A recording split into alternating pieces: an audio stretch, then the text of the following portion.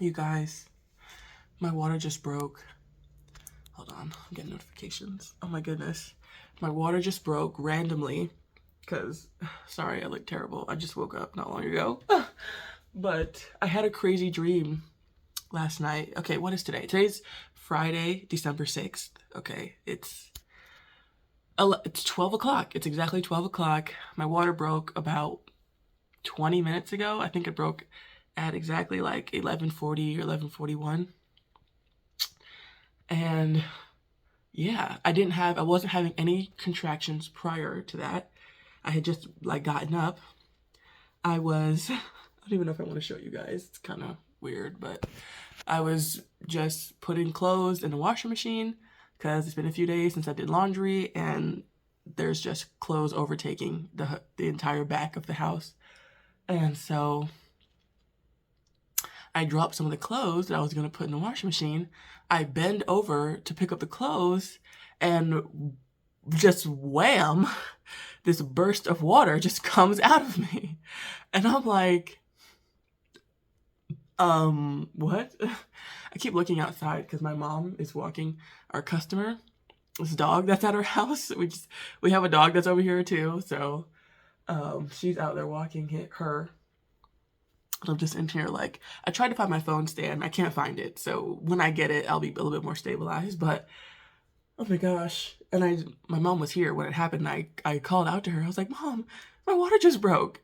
And it's just like, I'm just in disbelief because like the parenting classes, my midwife, moms before me, they're all like, oh, all the videos I've watched, they're like, oh, it's not going to be like the movies.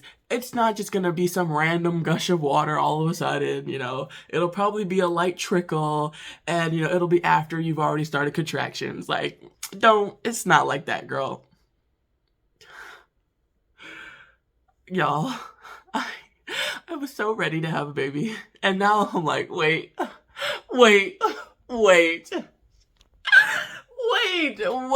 It's too early. Like, wait. And I'm 40 weeks and 1 day. He was due yesterday.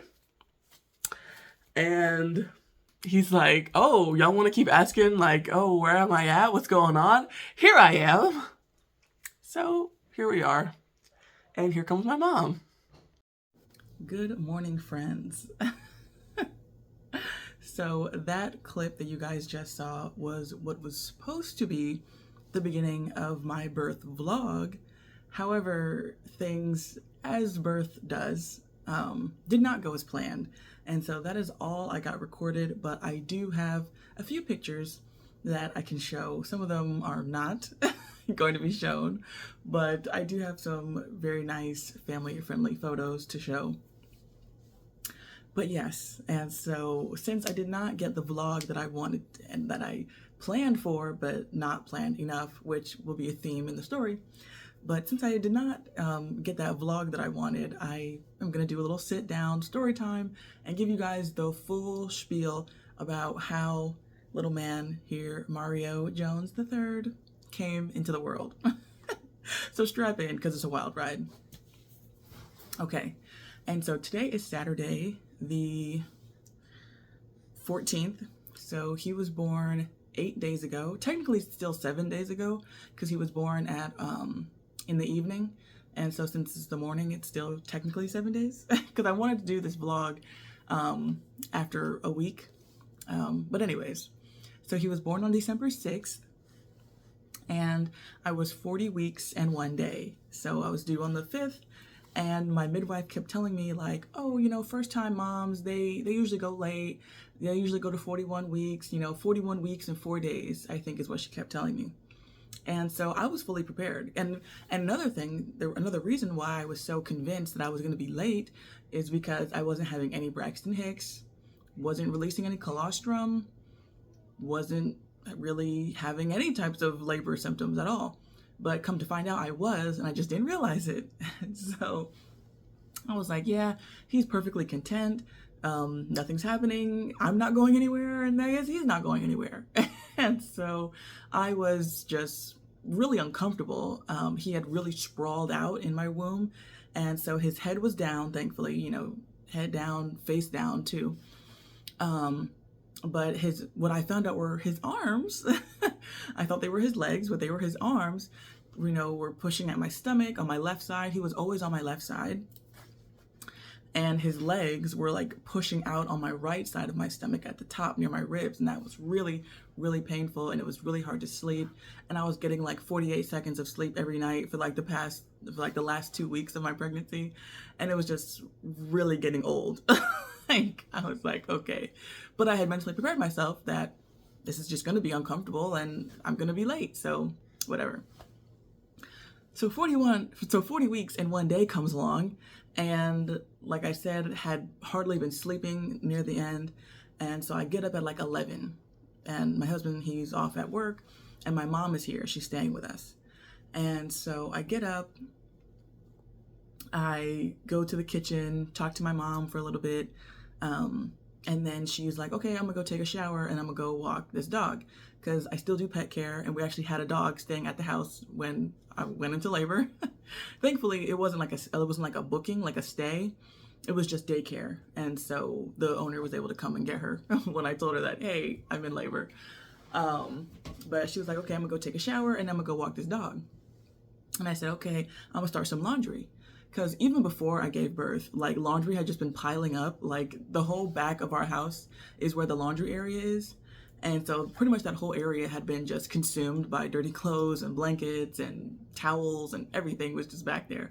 So I was like, yeah, being that I want to have a home birth, well, I'm going to have a home birth, I need to get the laundry straight, because we're going to make a lot of laundry when he's born. And so I take my hamper to the washing machine and I start dumping the clothes in. And I miss some of the clothes and they fall on the floor. And it just so happens that I'm standing over a blanket that is dirty. And so the blanket is on the floor. I bend down to pick up the dirty clothes that miss the washing machine, and boom, my water breaks. Totally unprovoked. Like I said, didn't have any contractions, didn't have any Braxton Hicks. And I'm like, what? Because once again, I mean, it's just so funny, like how different everybody is. I take a lot of joy in knowing that, I'm an average person, and like I can Google my symptoms of something I'm having on, how I'm feeling, and I can get reliable information because I'm just like most people. So if this is what most people deal with from these symptoms, and I'm probably dealing with it too. And so I'm listening to my midwife, I'm watching the videos, I'm going to classes, and they all said that it's not like the movies. Girl, no, that's not how it goes. It's not just going to be some big gush of water out of nowhere. It's probably going to be a trickle, and it's probably going to be after you've already started contracting. Well, let me be the first to tell you, don't always expect that, because it could just come out of the clear blue. And so I bent down to pick up the clothes. This big gush of water just comes pouring out of me. And I'm just like looking at it.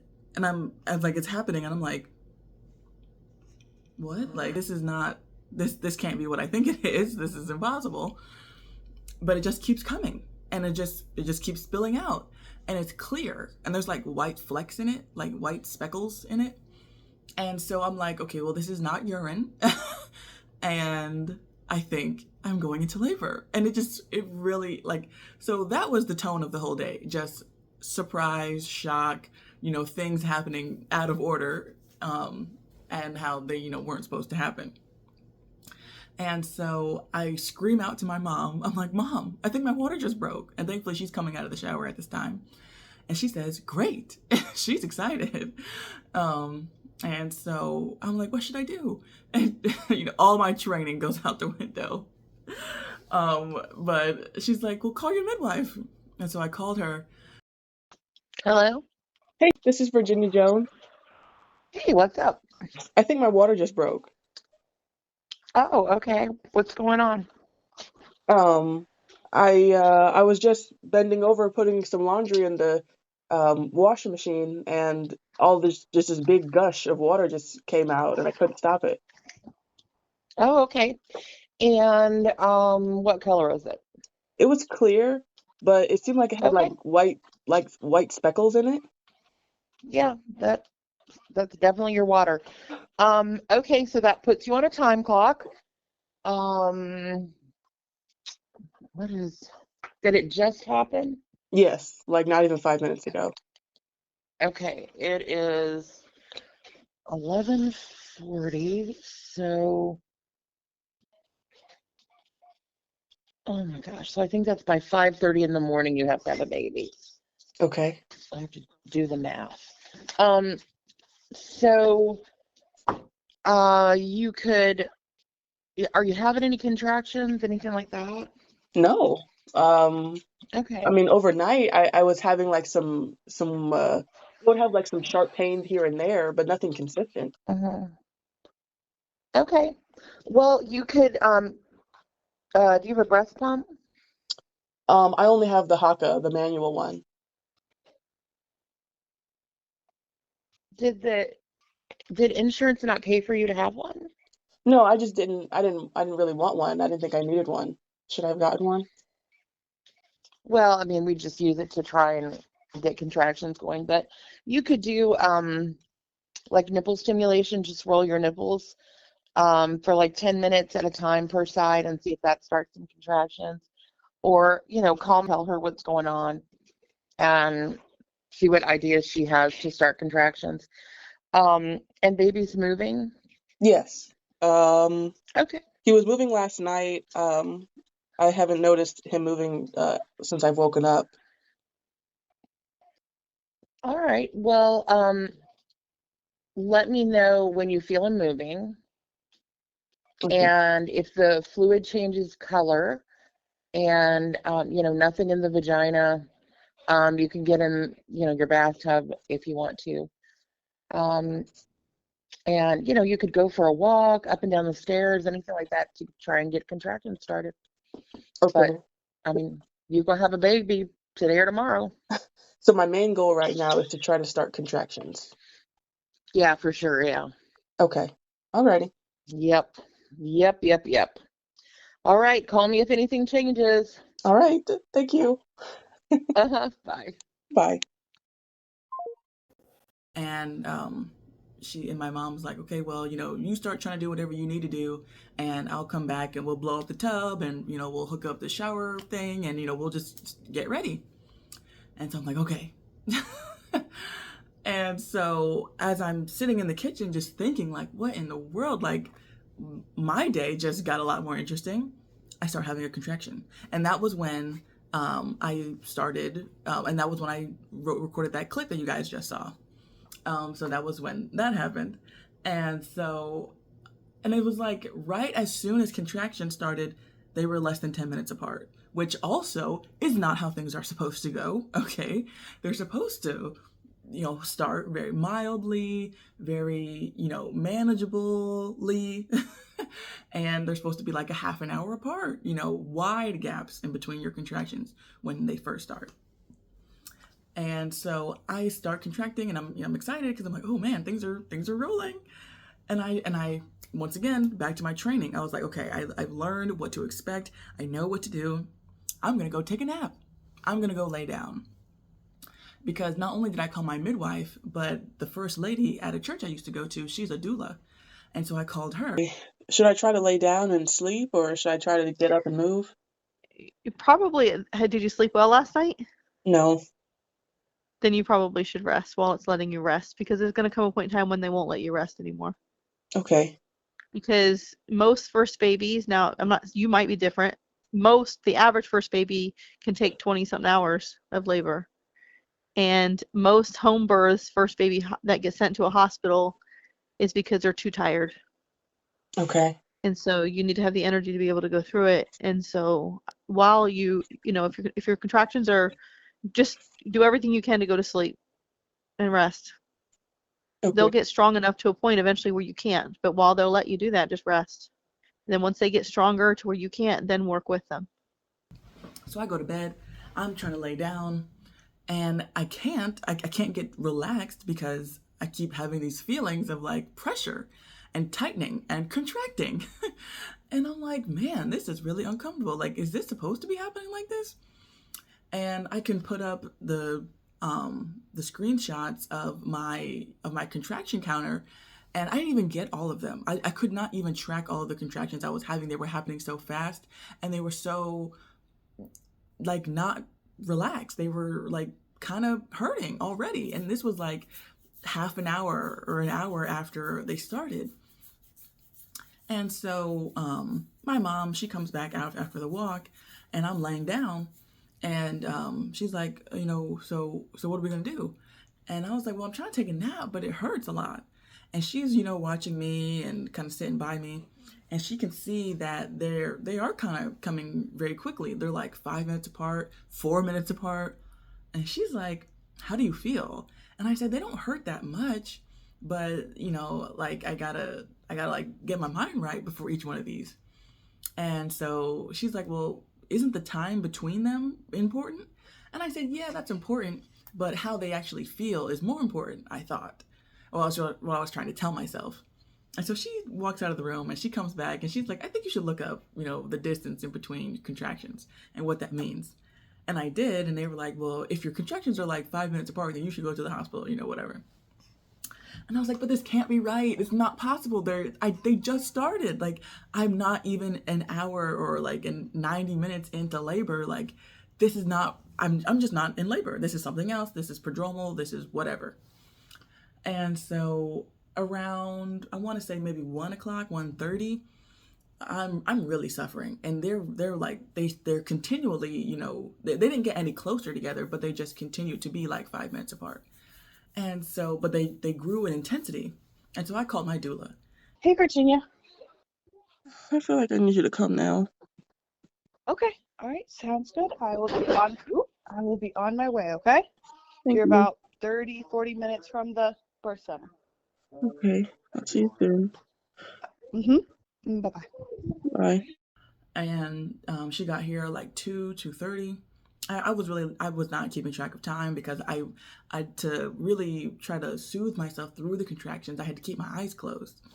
And so my eyes were closed during 90% of my labor.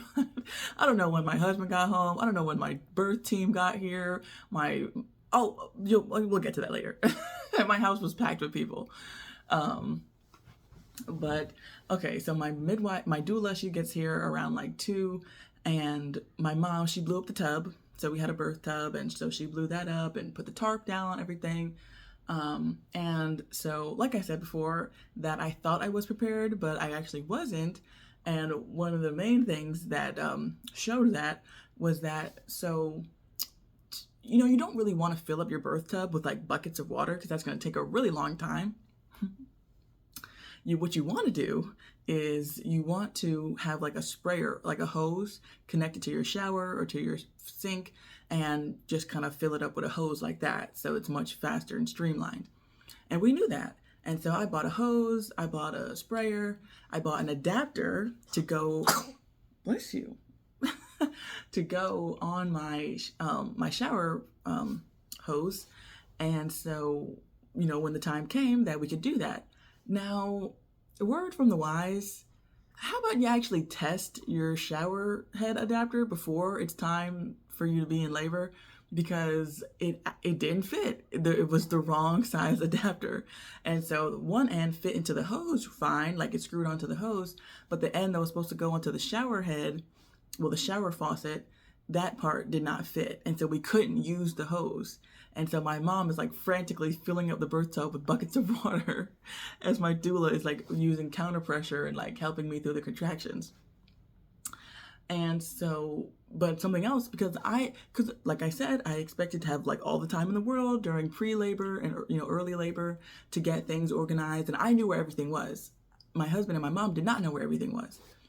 And so, the birth tub had a liner. So I didn't buy the birth tub. My midwife team, they let me borrow a birth tub that they had at their facility. And so because it didn't belong to me, I couldn't use it without a liner in it. And so I didn't tell my mom that. And so she's filling up the birth tub with water. And the doula, she comes in and she's like, oh, there's no liner in it. We can't use it. She can't actually get in the tub, due to policy without having a liner in the tub. And my mom is like, what the heck? And so thankfully it's not hardly full at all. It's just like the bottom is just covered with water. But yeah, couldn't use the birth tub. I mean, couldn't use it anyway because we couldn't fill it up. So it was just like, great. um, and so I ended up laboring mostly in my bed. I was just, laying there and just like whenever a contraction would come on, especially if they really hurt, I would just kind of like stiffen my body and I'll just like kind of like kind of bear down. And because another reason why I was really confident about having a home birth and I felt really capable in my abilities was that I knew that I have a high pain tolerance. And so I was like, okay, well, I can take this, I can handle this. And I really kind of went into it with this attitude of like, do your worst, talking to my uterus. And it's like, I've always had really, really horrible menstrual cramps. And, I've been like doubled over in pain, like vomiting, like cold sweats, hot flashes, like, just really, really terrible menstrual pain. And so I felt like, that is the worst pain I've ever experienced. And I experienced that on a monthly basis. So what's a few hours of that level of pain? I was like, my body, I don't think I can feel a higher level of pain than this. Well, it was very similar to menstrual cramps. And I threw up a couple times like I do on my period. But it was definitely more. Okay, so let me just tell you, if you're like me and you're like, okay, well, I have really bad cramps and I think I can handle it, you can handle it. And, you'll survive. You'll live to tell about it. But it is going to be more difficult, and that seems kind of obvious now in hindsight, but I was just convinced. I was like, it can't get any worse. Oh, but wait, it does. So anyways, I'm laboring in bed and I'm just like going through it. I'm like, this was a horrible idea. I need an epidural. I need to go to a hospital. I need something. It's like, I can't do this. But I wasn't saying that. I was just thinking that in my head. And so eventually my husband, he comes home. I think this is around like 3. And so we didn't have some things, or we didn't realize that we had some things, because later on we found them. But so my husband gets sent out to the store to go pick up some things. I don't even know what he got. I think he got some like pads, but he was supposed to get bed pads and not like underwear pads. So, and maybe something else. But yeah, and so at that time, my doula is thinking, well, you wanted hydrotherapy, because you wanted to have birth in the tub. So why don't we just try to put you in the shower and see if that helps?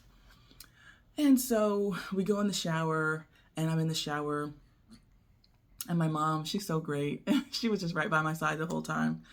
And she, turned the water on, and she was worried that it would be too hot and it would scald me. So she got in the shower with me, and she was like, adjusting the temperature, and she was rubbing on my back while we were in the shower. And it was just so sweet. But the water did not help me as much as I thought it would. Now, I don't know if it's because it's a shower and it's not a tub, because not only does the temperature of the water help you when you're in a tub, but the feeling of, being in a submerged in water can help, with weightlessness and help kind of like push the pressure back onto your body. So being in a tub versus a shower, even though it's similar, it's not exactly the same. So next go around, I do actually want to do the tub and see if that feels a lot better. But the shower really didn't do a whole lot for me. And so after just a few minutes, I was like, okay, I want to go back to the room. And so we go back to my bedroom. And instead of being on the bed, I'm on the floor. And so they sprawl out some towels for me on the floor. And I'm just kind of like bearing down. I think I'm on all fours at this point. I don't remember. It's all a blur. Even like the next morning, it was all a blur. So I just don't remember. But yeah, so I think I'm on all fours, or maybe I'm like just on my knees. And like I was saying before, when I was on my bed, when the contraction would come, I would just tense up, and I would arch my back like a cat. And I was just like, ooh. And so my mom and my doula, they're like applying counter pressure to me. And that continues to go on. And I remember at this point, I catch a glimpse of my doula's phone, and it's 4:00. And I was like, 4:00? What in the world? Like, it was just 12. Like, what is happening?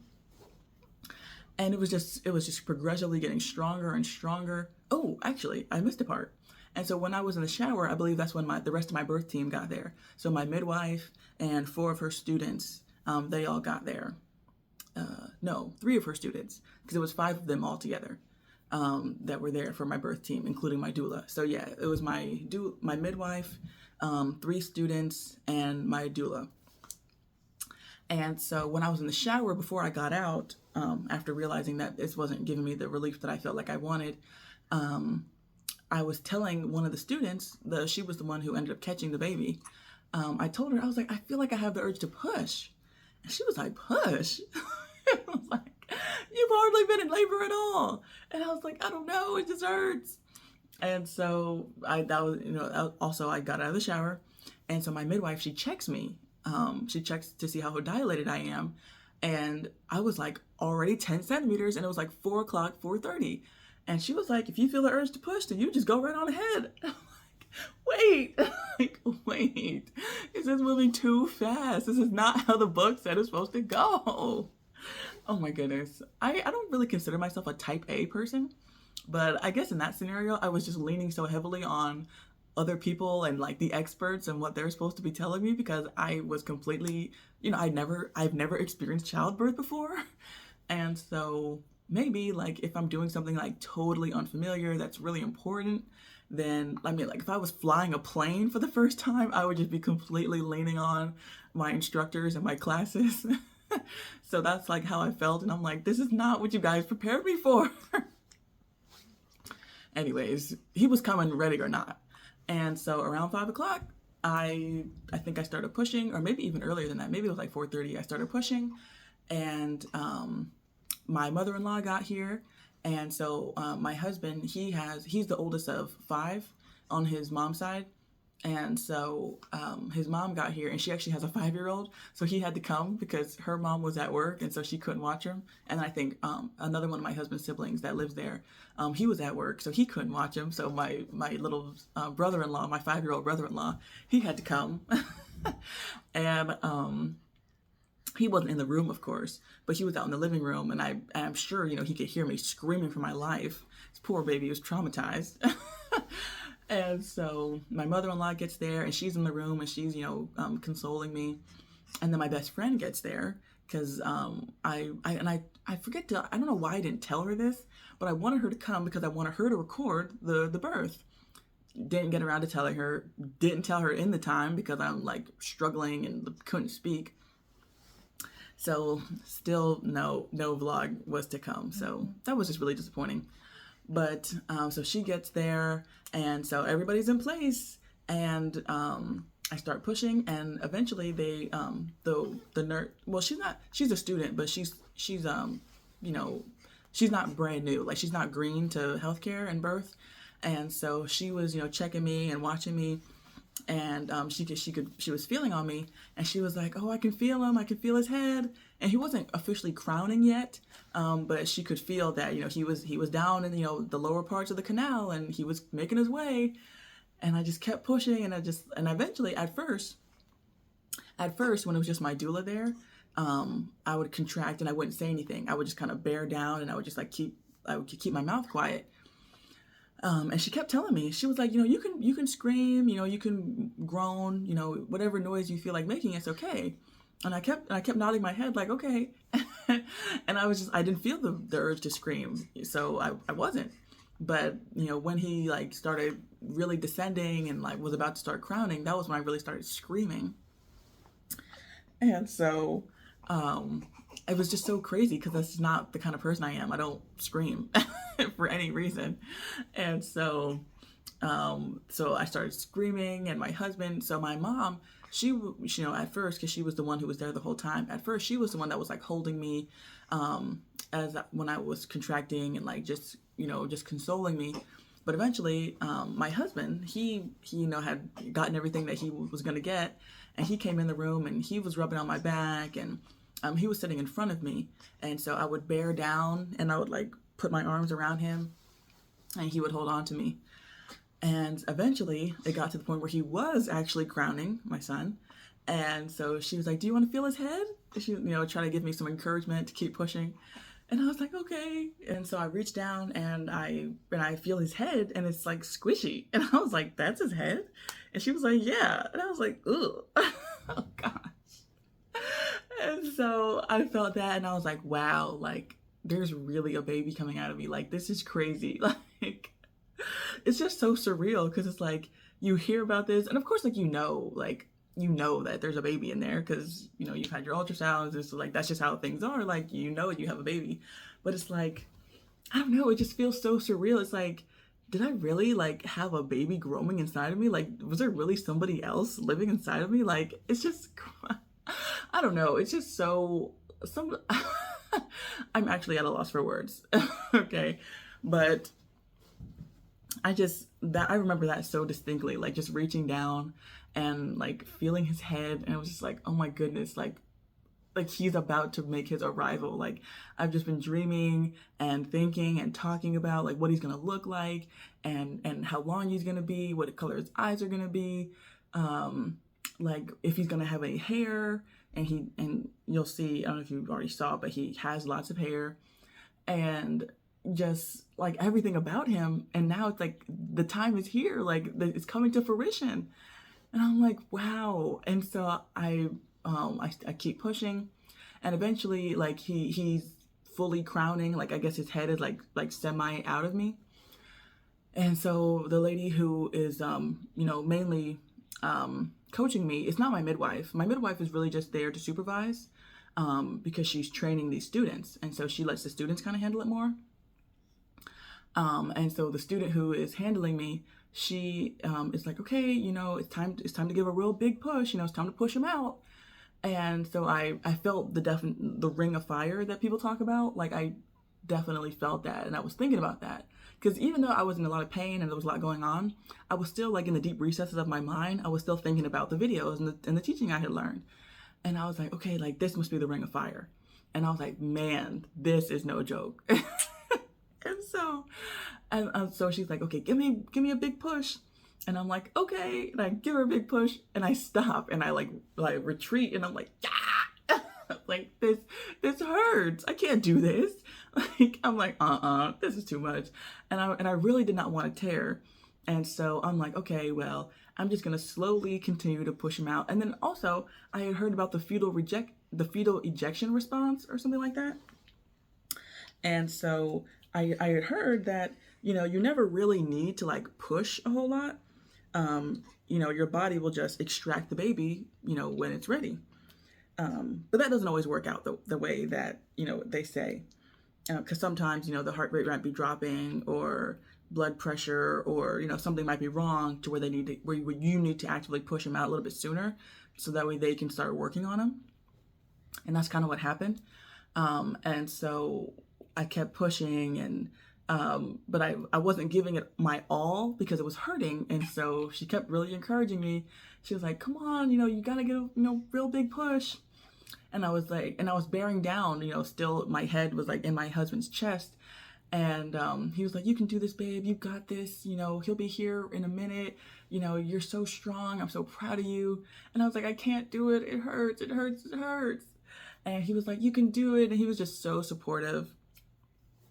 And his mom was sitting next to him, and she was like rubbing on my shoulder, I think, and she was trying to help. And it was just so, it was just such a beautiful moment for like my family to just kind of come all around me and support me and help me through this. And eventually his head popped out. And they saw that the cord was around his neck, which is not always a reason for concern from what I heard. Because the cord is like wrapped and like infused with this jelly called like Wharton's jelly. And so most of the time, if the cord is wrapped around the baby's neck, it's not really a big deal. Because it's so slick that it's not like constricting them. It's just like kind of there from what I heard. Okay. From what I heard. And so when they said that, first of all, I don't even remember them saying that to me, but my mom told me later that that's what they said.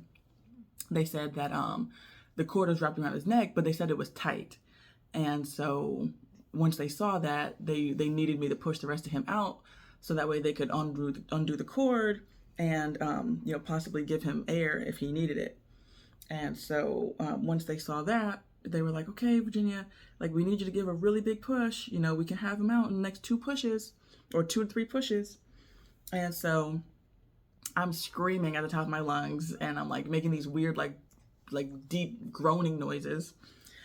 And eventually my, after like maybe 1 more push, my midwife, she's like, okay, Virginia, you need to stop screaming and you need to, you know, start moving that energy down. You know, you need to, you know, the energy that you're using to scream, you need to like push the baby down and like kind of internalize it. It's kind of hard to explain, but I knew what she was talking about. And so after that, I was like, ooh, and I just like gave it all. And so then like his shoulders came out and the rest of him came out. And that was a really weird feeling because I could feel my stomach immediately shrink back down. It's like, what the heck? And I look down and I see him just like laying there and he's like, you know, white as snow. And, but I was still like so in a trance because another thing that they talk about is how after you have a baby, you know, after all that extreme intensity of pain and pushing, you feel this immediate euphoria because it's all over now and everything's, you know, kind of back to normal and your stomach is down and the baby's out and you don't have to like, it's kind of like you feel really good. And so I'm just like there and I'm like dazed and confused. And another thing is that I was really cold the whole time. I was like freezing the whole time. And I don't know if we ever turned the heat on in the room. I don't think it was on, but like I just had all these blankets on top of me. And so he like, you know, he comes out, the nurse that was coaching me, she catches him, they take the cord from around his neck and they're like, he's not breathing. And I don't remember this, but you know, this is what people, my husband and my mom told me afterwards. They were like, he's not breathing. So they had to take out like this bag, like put the thing over his mouth and they squeeze this bag to like give him some air. And they're like jostling him around, you know, rubbing his chest kind of aggressively, you know, to try to get him to cry. And I'm like seeing this, like he's like sitting, like laying down on the ground in front of me. And I'm just like looking at him and I have like no expression on my face. I'm just like, and like I could see what was happening, but it wasn't registering to me that like something was really wrong. And I couldn't process it. Like I was just observing. I was taking in this information and it just was not registering in my brain. Like your baby's not breathing. So I'm just looking at him and, and eventually he like starts making noises and he starts moving and, you know, he lets out a little few yelps and cries.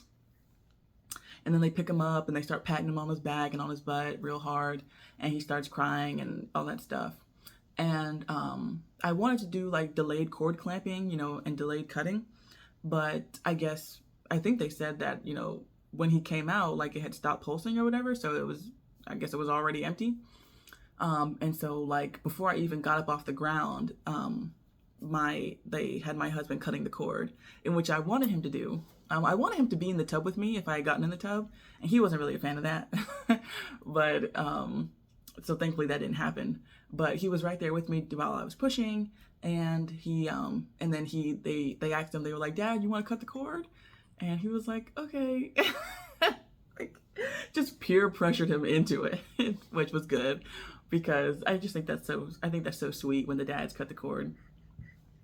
And so he cut it, and then they gave him the baby, and he was holding him. And I told him, I was like, and the first thing I said after he was born, I was like, you need to take your shirt off. Because I remembered, you know, skin to skin, right? In the deep recesses, way back in there, I was going back to my training. I was like, skin to skin, you gotta do skin to skin. So he takes off his shirt, and he has the baby in his arms, and they kind of help me up and onto my bed. And so I can lay down and just kind of like get a breather because my legs were really sore from tensing up and clenching and like being on my hands and knees. And so I'm laying down on the bed and, you know, the nurses, the students are like checking him after, you know, my husband gets a few minutes with him, and they're checking me, and I start to shake. And I had heard that women will start to shake after they give birth because of the adrenaline. But I think it was also due to the fact that I was like freezing cold. And so I'm like shaking uncontrollably. And so they start like just dumping all these blankets on me. And I start to like kind of, you know, come back to it. And I'm like, okay, like I figure, you know, what's happening. And I see that my best friend is there. And I said, hey, I was like, I'm so glad that you're here. I didn't want to, you know, push him out before you got here. And she was like, yeah, I got here just in time. When I got here, you were pushing his head out. And I said, oh my goodness. And so she could have been there a little bit earlier, but I told her to go to Chipotle and get me a bowl. So that's what took her a little bit longer. But I'm really glad she got that bowl. So no harm, no foul. And so I'm just laying there and they're all looking at him. And then they place him on my chest and I'm just looking at him. And I'm honestly looking at him like, he doesn't look anything like me. Like, what in the world? And I'm like, he doesn't look like my husband either. And I'm just like, who is this baby? I don't know. I guess I was still too far out of it. And they were like, you want to try breastfeeding? And I was like, okay. And so I didn't really do a whole lot of studying on breastfeeding, sadly, because I was doing all my studying on labor and delivery, and I was completely unprepared for the beast that is breastfeeding. Thankfully now, 8 days postpartum, I feel like I'm really getting the hang of it. The both of us are, and it's not hurting nearly as much as it was. So there's that. But I tried to, put him up there at first, and I wasn't in the mental space for it, and he was kind of just looking around. And so they picked him back up, and they weighed him, and they measured him, and then they checked me, and they saw that I had a 2nd-degree tear. So that was really, really unfortunate. And so the midwife that I have, she doesn't do stitches. And so they called the emergency room, and so, some paramedics came and got me, and they took me to the hospital, and I got some stitches there. And they were also worried about Mario's heart rate because it was really fast. I guess your heart rate will be really fast if you're born and you're not breathing. And so once they got him up, once they, resuscitated him, they were like, okay, well, we're going to admit you and the baby to the hospital. So that way they can check him out and make sure that he's good. And then both of you can probably leave in 2 days or so. And I said, all right. And so my husband, he comes with us, and we all go to the hospital, and they check on him, and they're like, okay, he's fine. So you can take him whenever you want to leave. And I wanted to stay the night. But my husband, he was like, we don't need to stay here. Hospitals are for sick people. Which, in hindsight, now that I'm thinking about it, it's such a 180 from the same man who did not even want me to have a home birth in the beginning. He was like, this is crazy. This is backwards. What are you talking about having a baby at home? This is not safe. You're going to kill both of you. And then, after we have our successful, well, it was mostly successful, I'd say, 9 out of 10, home birth, we get transferred to the hospital, and I want to stay the night. And he's like, no, hospitals are for sick people. We need to go back home. This isn't right. Whatever, dear, whatever you say. And so we pack up and we head back home. We were only there for 2 hours. And so they stitched me up and they looked him over, and we went back home, and it was I think 10:30 at that point.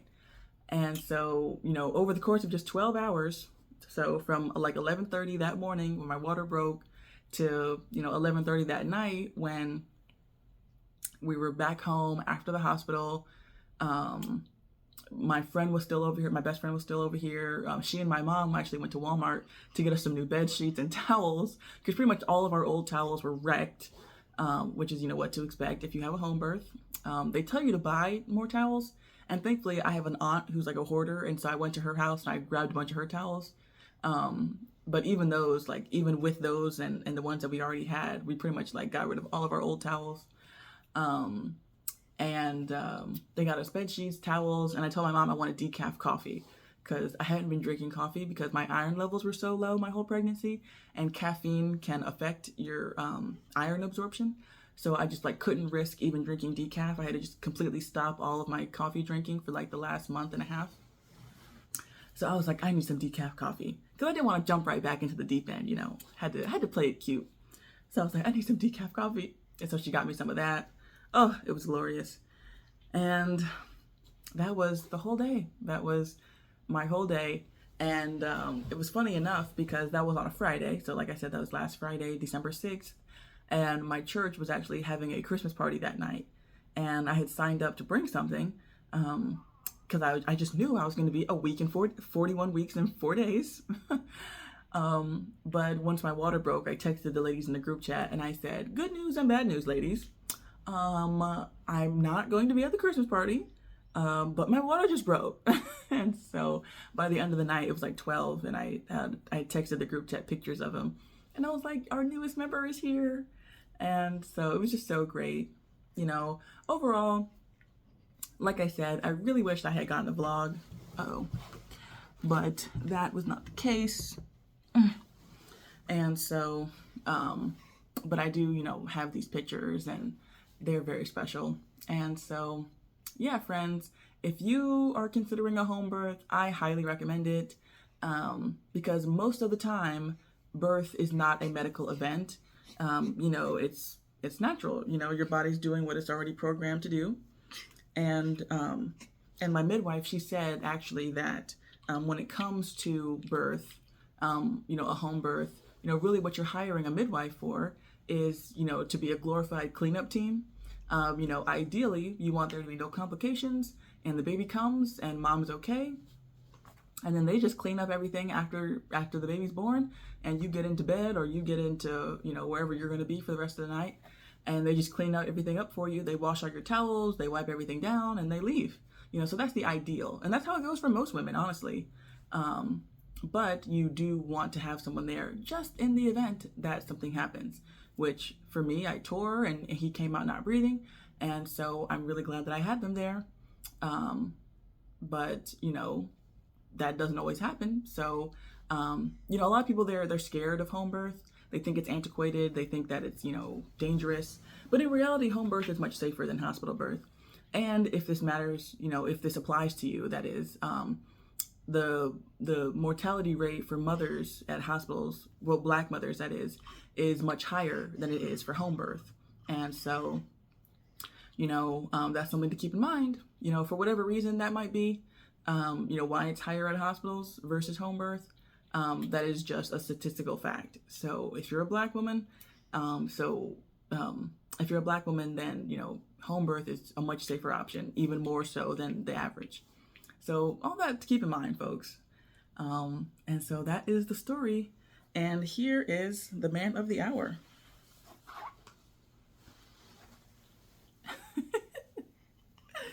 So a week out, I'm still like, he doesn't look very much like me. I think he looks much more like my husband and his side of the family. Oh, well, very nice. But yeah, he's my little Nino. And he came into the world like a whirlwind. and he has been surprising me every single day, every night, every day and every night has been a journey. He slept through the night, like on night 5, like from Wednesday night to Thursday morning, he slept through the night. He slept for like 7 hours. I was like, what in the world? I've never heard of a newborn sleeping through the night. But yeah, so he sleeps a lot, you know, I mean, newborns sleep a lot. Oh, that is not cool. Oh my gosh. But, oh my goodness, MJ, that is so, that is rude. But anyways, he is coming right along. He's learning how to breastfeed. He is getting on a good sleep schedule. I mean, newborns don't really get on a sleep schedule, but I'm learning, you know, the cues actually of when he wants to sleep, and I'm getting, you know, used to putting him to sleep. And yeah, and look at all this hair. Oh my goodness. People kept telling me that he was going to have a lot of hair, and I was like, oh, I don't know, maybe. But I was just so surprised that he came out with all this hair. I was like, I really was not expecting that for whatever reason. But yeah. And so here he is.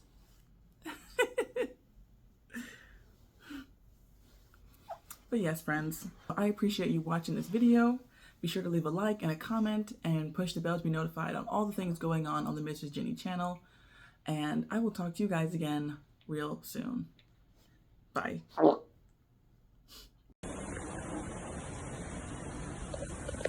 I got big dog. Gang. First baby down, 10 more to go. Oh my goodness. How you feeling? I cannot believe I did this. Perfect.